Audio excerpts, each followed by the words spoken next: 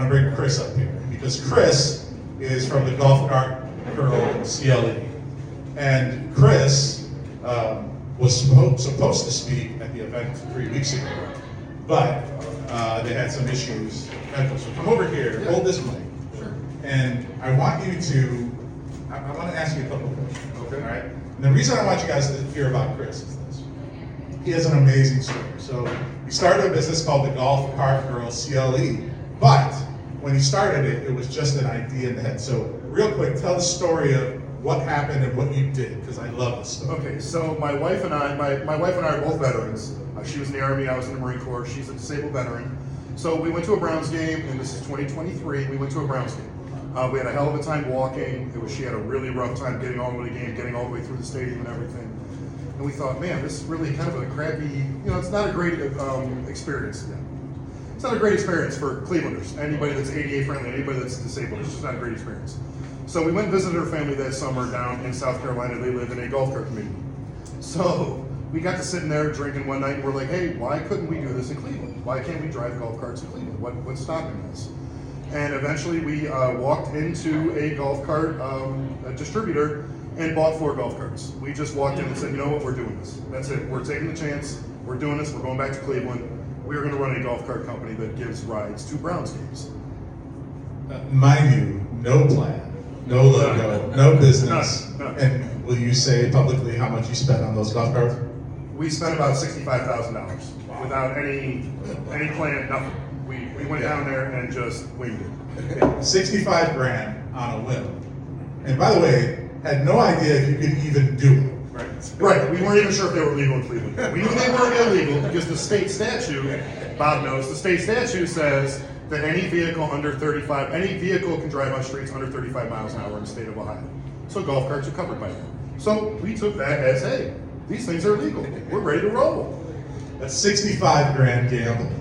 And it was going to be, now here's even what's funnier about this, is they operated in stealth for how long, but without the city even knowing. That's the second time. Yeah, so we operated that season for Brown season 2023.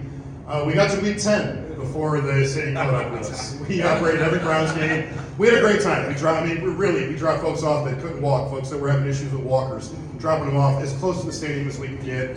There, you do have barricades there. But we did all the stuff for folks that have a hard time, folks that are drinking, of course, folks that just need rides.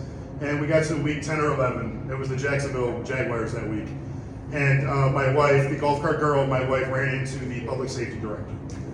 And he shut us down immediately. As soon as he saw the golf cart, he said, this stuff is illegal. You can't do this. There's no ordinance for it.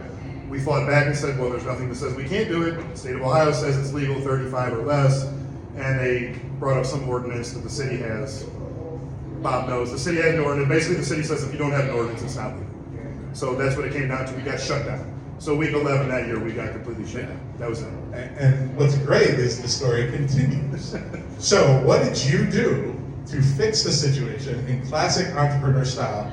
I took a huge fucking gamble, bought golf carts, ran the business technically illegally in the city, and then the city shut me down, and then what did you do? We went to the city and tried to pass an ordinance. We submitted for an ordinance. We said, we're going to legalize these things.